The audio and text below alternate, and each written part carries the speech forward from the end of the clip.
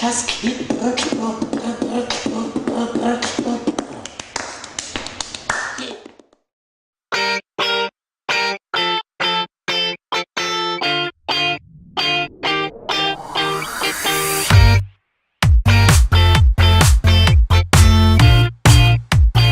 Hey, it's Lukas, and you are watching Lukas TV, the place to be inspired and motivated on a daily basis.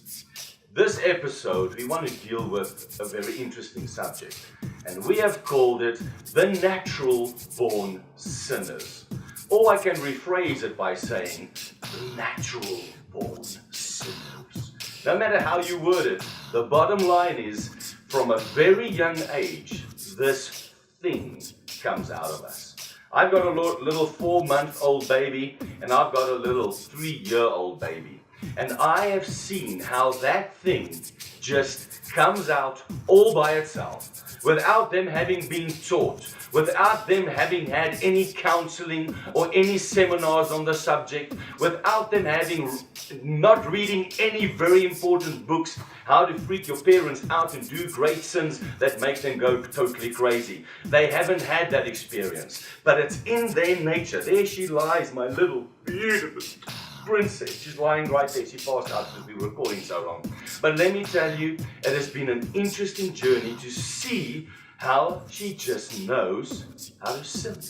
And how important it is for Daddy to channel that energy, to channel that wisdom and that cockiness and that attitude. Because when you try and communicate her, she's not very open, and she's only 3. So she makes me and does things with me that I can't believe I didn't just give her a fat idea. But I just love her so much, and I know there's so much that I need to learn. But here is what I want you to learn. And just before we get to the Bible reading portion, I want you to remember that we've got an enemy. The devil is the enemy of our souls, and he wants to rob your relationship with God. And he knows our weakness, and he knows our weakness. But God knows our strength.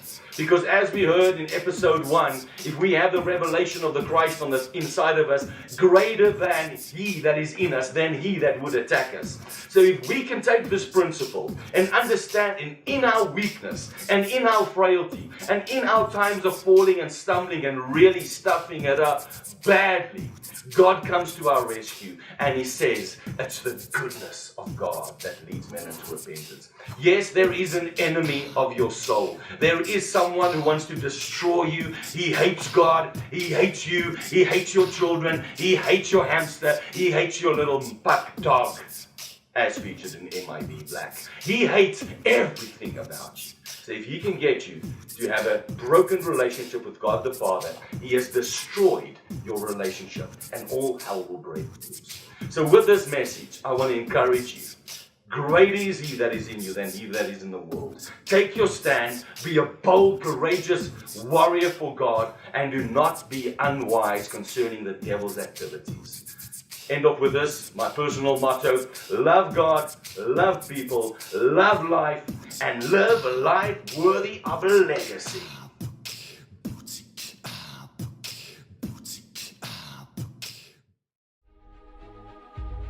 What shall we conclude then? Are we any better? Not at all. We have already made the charge that the Jews and the Gentiles alike are all under sin. As it is written, there is no one righteous, not even one. There is no one who understands, no one who seeks God. All have turned away, they have become worthless. There is no one who does good, not even one. Their throats are open graves, their tongues practice deceit. The poison of vipers is on their lips, their mouths are full of cursing and bitterness. Their feet are swift to shed blood. Ruin and misery mark their ways, and the way of peace they do not know. There is no fear of God before their eyes. Now we know that whatever the law says, it says to those who are under the law, so that every mouth may be silenced and the whole world be held accountable to God. Therefore, no one will be declared righteous in the sight by observing the law. Rather, through the law, we become conscious of sin. But now, a righteousness of God apart from the law has been made known, to which the law and the prophets testify. The righteousness from God came saving through faith in Jesus Christ to all who believe. There is no difference, for all have sinned and fallen short of the glory of God.